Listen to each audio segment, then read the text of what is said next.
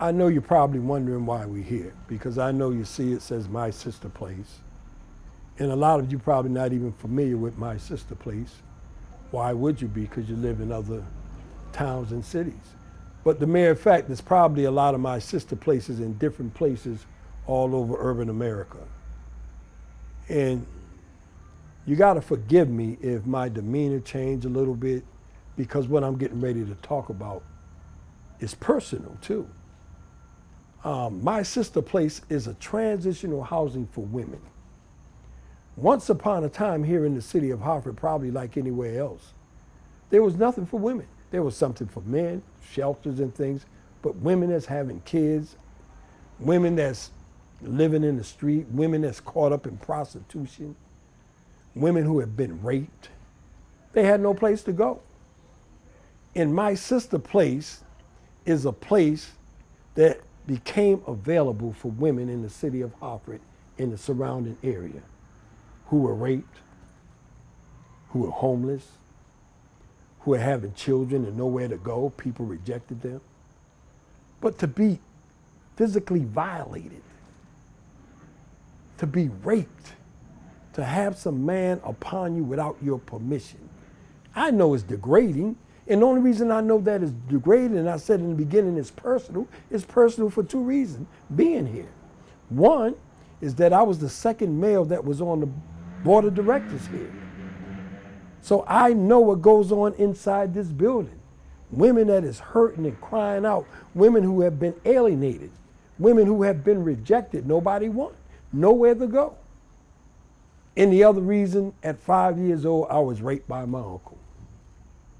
And that's a subject that's hard to talk about, especially for men. So I know what women is going through when they have been raped. And when we talk about Wanda Wilson or any other woman out there, there's a lot of women out there that's in Wanda Wilson's shoes that have been raped not one time or two times or three times, multiple times. And I know it's hurting. Where do you go? Who wants you? It's like everybody done gave up on you. Nobody wants you around and you can't seem to make it no matter what. In My Sister Place, thanks to people like Governor Lowell Weicker, who made this possible, who put his signature to this, who was behind this, because women was hurting and women had nowhere to go. Women out there, I know you're watching this here, you're in the same position. You don't want to talk about being sexually assaulted. You don't want to talk about being raped multiple times. You don't want to talk about being raped by family members. You don't want to talk about you have nowhere to go. Right now, you being alienated and rejected. And you're sitting there and you're watching this here, you're squirming in your seat, but you really don't know what to do.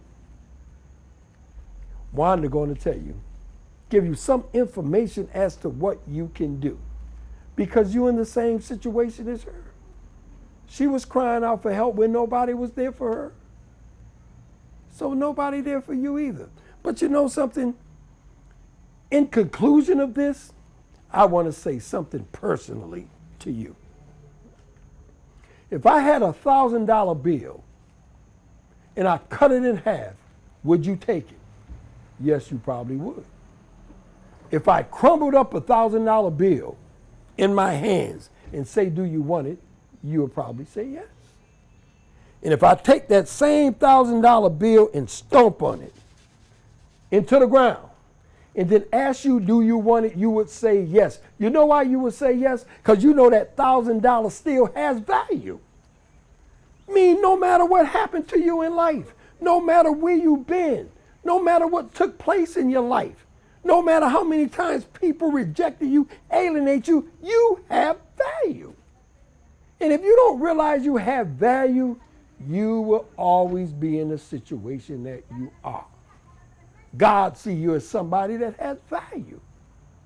So no matter what took place in your life, no matter you going in and out of prison, no matter you've been raped, no matter you've been rejected, no matter that your family turned their back on you, you got to understand that you have value, no matter what took place in your life. And because you have value, there's a thing about Humpty Dumpty that sat on the wall. All the king horses and all the king men couldn't put Humpty Dumpty back together again. But guess what? God can. God can put Humpty Dumpty back together again and give him or her a life that you don't have to feel what you're feeling or going through what you're going through.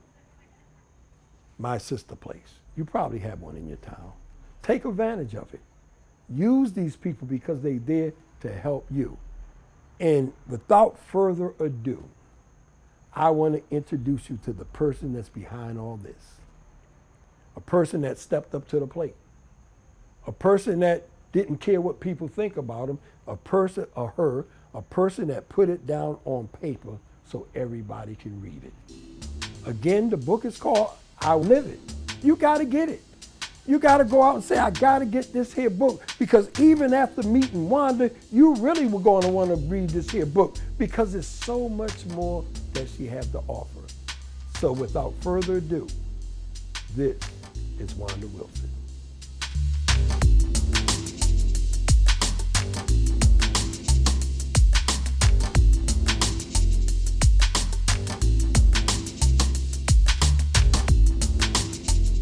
Hi. My name's J.C. McCauley. I'm Naisha McCauley, and you're watching AccessTV.org.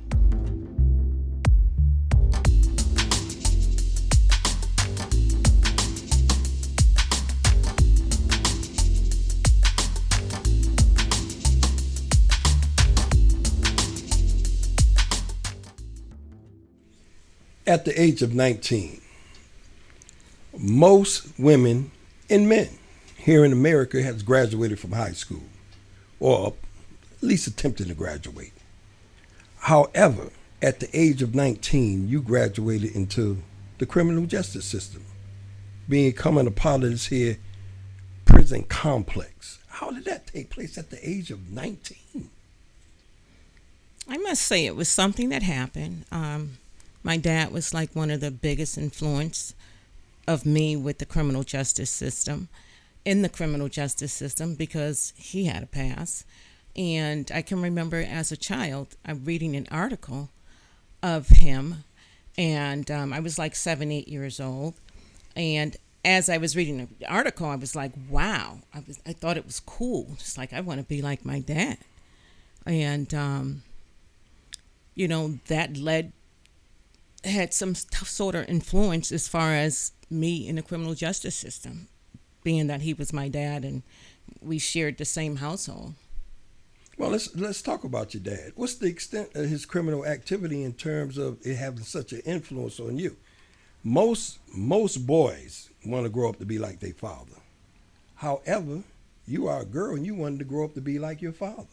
You don't usually find that taking place. So why? What is it about your father, other activities that has such an influence on you? I wouldn't say his activities. I would say the things that he've done for me as being his daughter. I was a daddy's girl and a mommy's girl. I can just basically remember the gifts that he gave me. They were nice luxury gifts. At 7, I had a little diamond ring. Like 8 or 9, I had a soft leather blue maxi coat. And where I grew up at and where I'm from, you didn't find like Afro-American kids with these things that I've seen. So I was excited with getting gifts such as this, and he've always given me lump sums of money. So I was like impressed, and it's like, I want to be like my dad. Okay, let's talk about you in that process then. You wanting to be like your dad. What is it about your dad that you was hoping to become?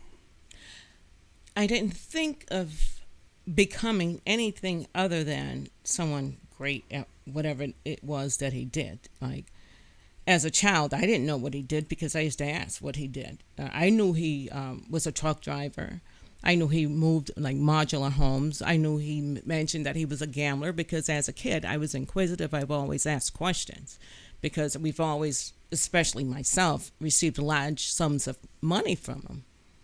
I hear what you're saying, but let's take this a step further, because least for me, and I'm quite sure the audience want to know, are you playing the blame game? Are you blaming this on your father? No. I'm not playing the blame game. What I'm saying is he played a big part, a big influence. He was a big influence in my life growing up as a kid. So whatever I experienced and received as that he influenced me on, I never held him accountable for it simply because this is what he knew how to do as a dad. Like, his dad probably didn't know how to be a dad, and he didn't know how to be a dad. I don't think this is something that, an educated parent would say, well, let me see if my child would engage in criminal activity. No, it didn't happen like that. I was just stuck on his characteristics, his traits, and things that I've known that he showed. Is this the only factor in terms of you getting involved in the criminal justice system? Is your father played such a big part in your life?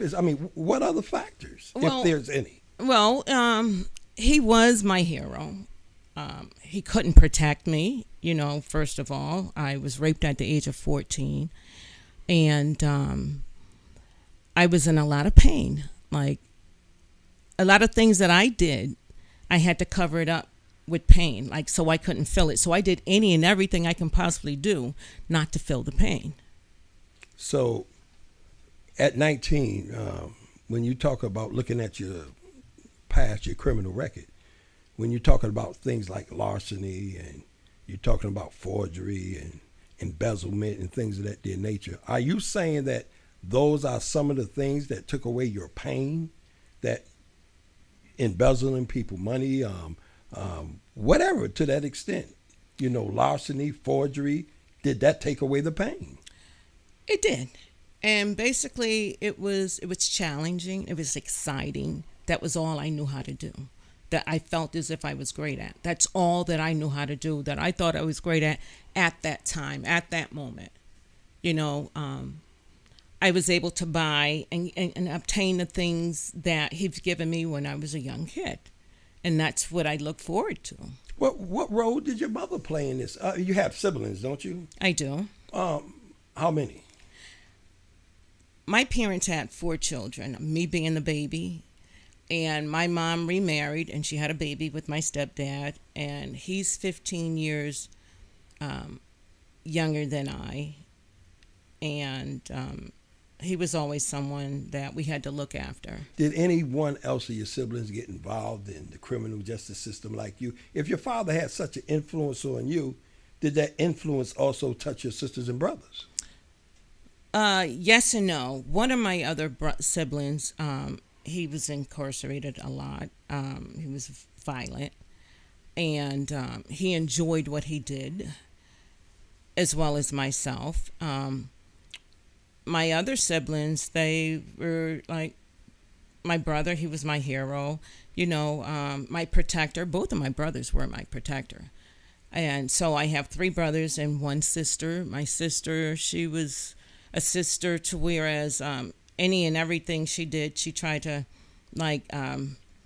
tear away, break my self-esteem, my self-worth.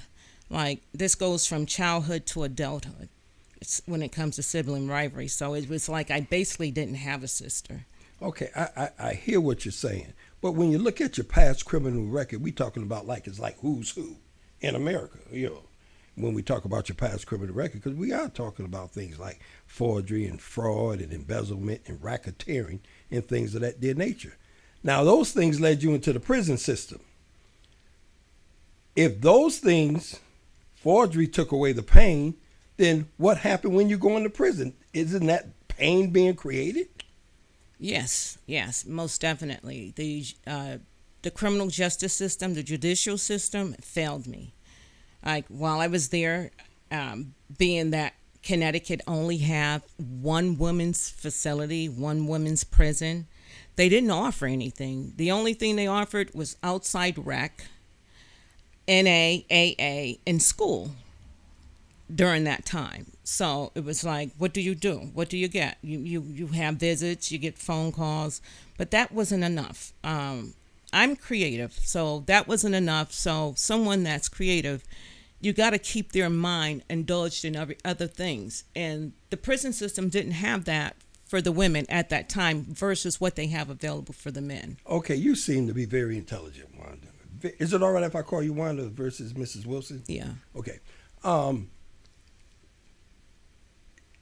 What I want to say to you is this. A woman of your intelligence, why didn't you take it upon yourself to say, I need to educate myself, or I need to do some things to make some things happen in terms of change for me? Like, because you're a very intelligent woman. You're very articulate. So what is it that prevented you from taking the initiative to do something for you if the prison system wasn't doing it? You know what? Honestly, I was stuck. I was stuck to whereas once I was incarcerated, the only other source I had was to look into my higher power, which is God, Jesus Christ. And that was not enough for me. I needed something more to keep me engaged in something productive for myself as being a young adult. They didn't have anything. So my last couple of years in prison, I've taken it upon my initiative to do things as far as doing programs like the Houses of Healing, which is a spiritual group. For 16 weeks, I've learned about myself, who I am, and who I can become, my inner child, my inner self, the writing groups that they offer. I couldn't take any college classes simply because I wasn't serving 10 years or more. I didn't think that was fair, to whereas when it was time for me to be approved for a college class because I annoyed them, it was time for me to go home. So I did do like other groups as far as programming. Because what I'm saying, Wanda, you've been to prison, 5 times? 5 times. So that means you're a career criminal. Does that what it means? I'm asking you, does that mean in the state of Connecticut, if you go to prison 5 times, they consider you as a career criminal? I would say so. So being a career criminal, so you get out, you go back, you get out, you go back. So every time you got out of prison, you found yourself back doing some of the same old things over again. Is that correct? Yes. So from the age of 19, you being involved in the criminal justice system, all the way to your 20s and 30s and 40s and 50s, and you was maintaining yourself. Are you a prostitute, or have you ever been involved in prostitution? How dare you? Prostitution? Mr. Price? Really? Like, why would you ask if I'm a prostitute? I mean, because you look at it, I'm quite sure there's people out there wondering, a young lady get involved in inner city America, get involved in the criminal justice system at 19. You're involved in embezzlement and forgery and things of that nature, racketeering. You go in and out of prison. You seem to maintain yourself in terms of economically, and yet it's like, how do she do this? Is she prostituting herself? First of all, let me be clear. I'm not coming against prostitution or coming against you for that. It's just that people like me and probably the listening audience want to know just how did you go about making your money to maintain yourself, to go to prison, get out, go to prison, get out, go to prison, get out, and you still maintain yourself?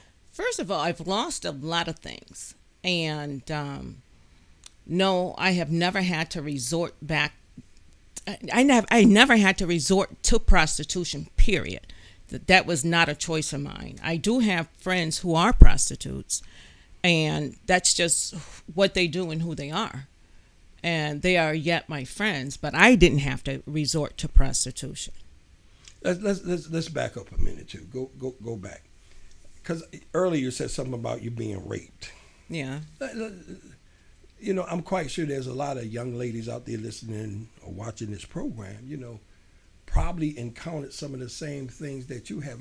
So what are some of the things that you had to encounter or go through, or how did all that there make you feel during all your years of growing up? How did you handle that? You know what? I basically was I basically closed my eyes to it. It was like it exists, but it didn't exist. I numbed the pain. I didn't go for counseling. My mom didn't want me to go for counseling. She was a Christian, whereas like they close their eyes to certain things because this is what they do and they family patterns. I hid a lot of that pain by doing things that I enjoyed doing to cover up that pain. The jerk that raped me, like he was like 29 years old, 27, 29 years old. I was 14 years old going into my freshman year of high school. Like, and it was so damaging to whereas I was embarrassed to even let anyone know, never mind talk to a therapist. You know, How did that affect your relationship with men growing up after the rape? You know, just what do you feel about men? How do you feel about men because of that? Or has something changed to make you think differently? I don't trust men, first of all. No matter how they come at me, I try to like be involved with someone or look at an older man to whereas a daddy figure to whereas they would protect me. I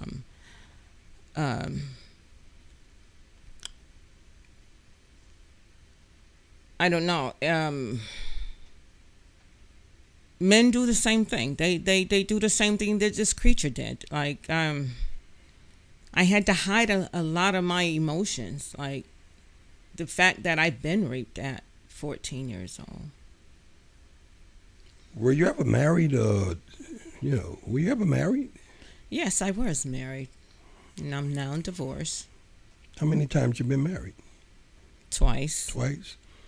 And how did those relationships go in terms of you being raped? How did that affect your marriage?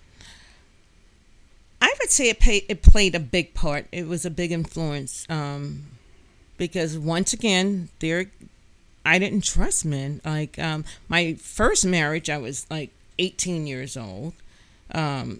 This guy lied to me and said he was an owner of a hardware store. He was an owner of a nightclub in California, and this guy didn't have jack nothing. Like he didn't have nothing. Again, like someone came along and tried to take advantage of me, as he did.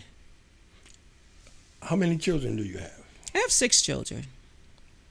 And you talked about going in and out of prison. Like when you was in prison, who was taking care of your children? Well, my first child I had when I was 16, and basically we grew up together, but my parents, my mom was always there for me and my kid. I couldn't be on welfare, so by her and my stepdad working, they supported us. So at 16, you had your baby. Was that through a rape? No, not at all. He was an older individual. Like, he could have been arrested for being a pedophile because I was 15 years old, and he was like 18 going on 19. Okay. I want to ask you something, and probably everyone, want to know something, about deep down about Wanda, like what made Wanda ticks today? If you went from point A to point B, how did you get there, and how would you maintain it now? Because I'm quite sure there's a lot of young ladies out there watching this program probably encountered some of the same things you have. Mm-hmm. So what do you say to them? Is there anything that you have to say to them that something they could look for in terms of when they encounter men? I would say, first and foremost, you are not your crime. Your crime do not define who you are, and you're better than what you think. Like, don't allow anyone to just feels as if that you're nothing, you're no one. You just have to push yourself. Like, I'm not my crime. Like today, like I'm doing something totally different. I'm in construction. I'm also an authority of my own trucking business. You know, I had to push myself. I knew that I had a lot of potential, but potential don't cut it. Potential is something that you got to push and make it work. And I knew I had all that. I knew I had a lot of like skills. I was able to do things that I foreseen as a child growing up, and this is what I'm doing. I'm bringing it forth to make it happen, and it's not too late at my age, and I'm over 60. Well, Wanda, I don't want you to think at any point that I'm trying to humiliate you or come against you. I just want to, just to be clear for the people that's watching this program, that you are authentic. You know what I mean? That they looking at somebody that they could believe. They looking at somebody and say that, I want to read that book. So when we talk about Wanda, and I don't think that we really talked enough about Wanda. We just scratched the surface. What are some other things that make Wanda Wanda? I've always been a curious person. I always wanted to involve myself with things that keeps me curious of knowing that I can do it, or I believe in myself. I definitely believe in me. I believe in me no matter what, whoever or what someone say about me. I believe in me. Let's go back again to when we talked about you being in prison. And the things that take place in prison, what people got to go through. And when you talk about hurt and you talk about pain, what is some of the raw pain that one go through in prison? Being confined in a room that has pissy mattresses, the warden, the AW, the associate warden, the commissioner of Department of Corrections, the officers that they hire, they beat and abuse and sexual assault the females, and they keep it hidden, like it won't be exposed. It's horrible. It's horrible. They'll end your phone call. They'll throw you in SAG for just writing up an officer or writing up the warden. It's just the judicial system failed me, and it'll continue to fail any and every American, Afro-American today. Like, it's just that simple. Like, it just doesn't work. Well, what do you say to people who have the belief that, here is somebody that's going in and out of prison? They must be like it. They know all the terrible things that take place in prison. They know about the warden, about the sexual assaults and things of that nature, but they go back over and over and over again. I mean, you have some people saying that these people like prison. They don't mind going back. I hear what you're saying, Mr. Price. However, if the tools are not there, and if a person doesn't know how to go about helping themselves or utilizing any of the tools to become better, you stay stuck. I was stuck. I knew there was a way out, but I had to be given tools and self-teach myself on top of it. Like, of course, I've seen therapists just so that I can communicate with them and to open them up so that they can open me up further and communicating and to basically give me some outlook about myself and other things, because that prison didn't have anything to offer up until now. I guess the state got on them, and they've been sued numerous times. To whereas I would say everyone, even the administration, they have mental health issues. We all have mental health issues. I hear what you're saying. I really do. I really hear what you're saying. But you are a woman that know how to embezzle money. You know how to get involved in racketeering. You know how to commit fraud. You know how to commit larceny. And I don't know if somebody taught you these things, but for a person that know how to do those things on their own and get away with it and eventually get caught, but they get away with it. If you can do all that, why couldn't you do something in prison or even stop yourself from going back over and over if you have that much knowledge to embezzle money? You know, I've made numerous attempts on jotting things down to say the things that I'm going to do for myself. I always was under the impression it took a lot of money to do a lot of things, like to help yourself, and that's not true. You know, you just have to be persistent and consistent and just make it happen and work towards it. That was something I didn't do. I would go a little bit of the way and I would sway away from it and make it an excuse to where I don't have enough money, and then find myself doing the thing that I know not to do, and that's like earning money to make something happen. Like today, it's a different thing. So did you think at any of those times that people was being hurt?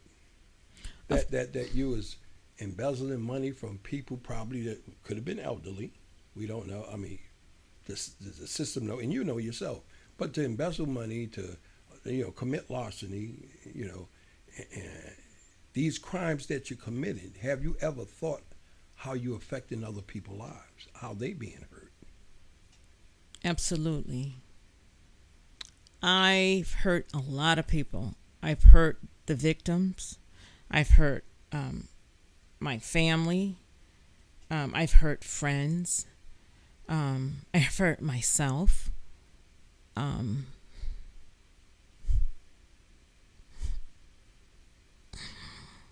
It gets bad.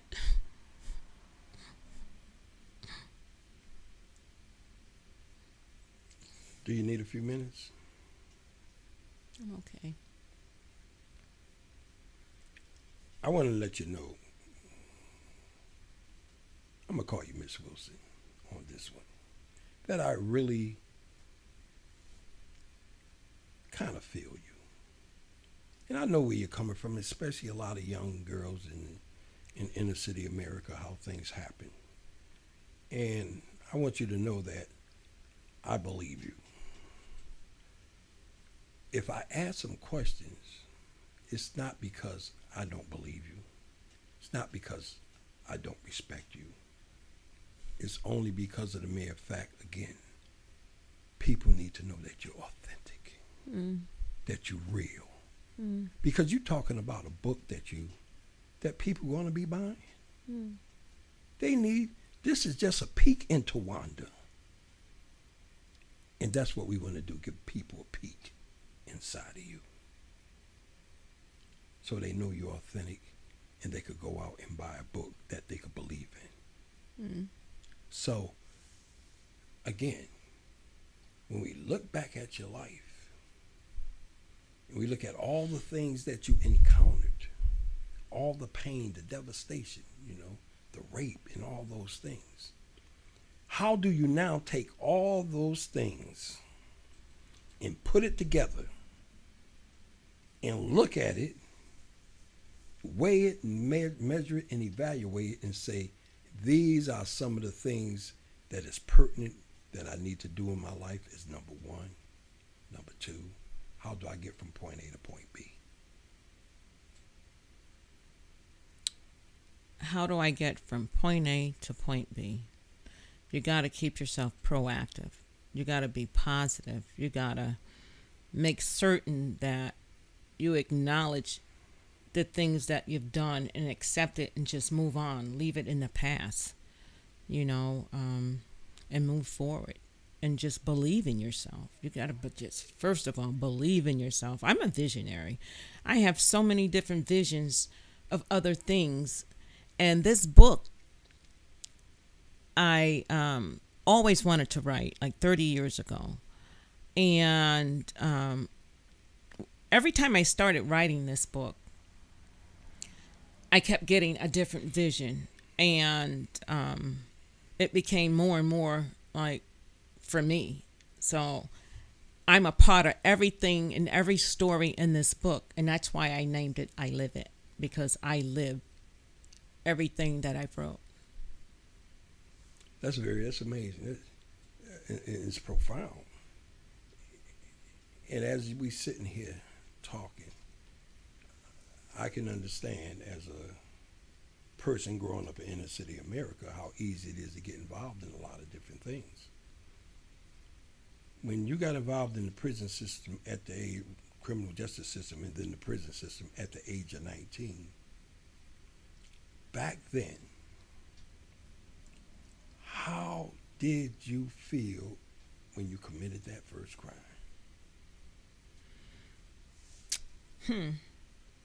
When I committed the first crime, I scored big and I continued to do it. And it wasn't a good thing because I used to try to encounter, I'm going to have to keep doing this for the rest of my life or what? Then it was like, no, because I'm going to do something different. I'm going to get a job. I've always had good jobs. I always fell back on, because I had enough money to live on and I didn't want to work. I'd rather just wait until this money ran out. And that's not a good look, but that's what I did. I heard you earlier, you mentioned Jesus Christ. It is said that a lot of people that go to prison, they become prisons or Christians, or they get involved in Islam, things of that nature. Was that convenient for you just to become a Christian? Do you believe what you're supposed to believe as being a Christian? And how has that played a part in your life today in the things that you're doing when you talk about being a Christian? First of all, Mr. Price, I grew up in a spiritual household. My mom was a Christian all my life. I don't know my mom to not do anything out of the ordinary as a sinner. And although we were born into sin, because I used to question her as I got older on a lot of things. Howbeit, being in prison, it was not just something to do. It was something that I was used to doing, like going to church, going to choir practice. I was in a choir when I was young, Bible study.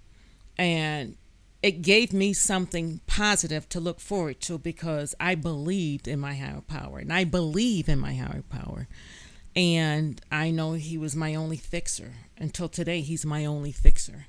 But in the meantime, I have to put my works into the way I believe and how I believe, like having faith. So faith without works is dead. So I have to put something in it other than just go to church. You just don't just go to church. You just, you know what I'm saying? You said, because I heard you said that you went to church or Bible study because it was something that you was used to doing. Mm. There are many people in prison that go to church, go to Bible study because it's something they used to doing all their lives. It doesn't mean that they believe in Jesus Christ. It doesn't mean that they go be a follower of Jesus Christ. It's just something to do because they've been doing it all their life. I just want to know the difference because I heard you said, you made the statement, that's something you've been doing. So I want to know, what's the difference between the statement of you saying that it's something that I'm used to doing versus something that is real that's going on inside of you? It is something that is real. I'm very spiritual. Even in my mess, I was still spiritual because he brought me from afar. And I know it sounds sad, but it honestly, I used to be like, God, let me get this money. And it's sad, and I shouldn't be saying this, but it's what it is. God has always been there for me, always. He's the only one that I can trust in all my mess and even in all my good days and bad days. So. If there was one thing you can say right now to one person or many people, what is the one thing that you would say to the people? The one thing that you would say that you believe in your heart that need to be said and it need to be heard? If there is any stirring in anyone's spirit of something that you can do, know that you can do it. Never be afraid. It's the enemy that wants you to be afraid. Never be afraid of doing what's good and what's right for you. You are not your crime. I'm not my crime. I'm not what people say that I am. Or have done.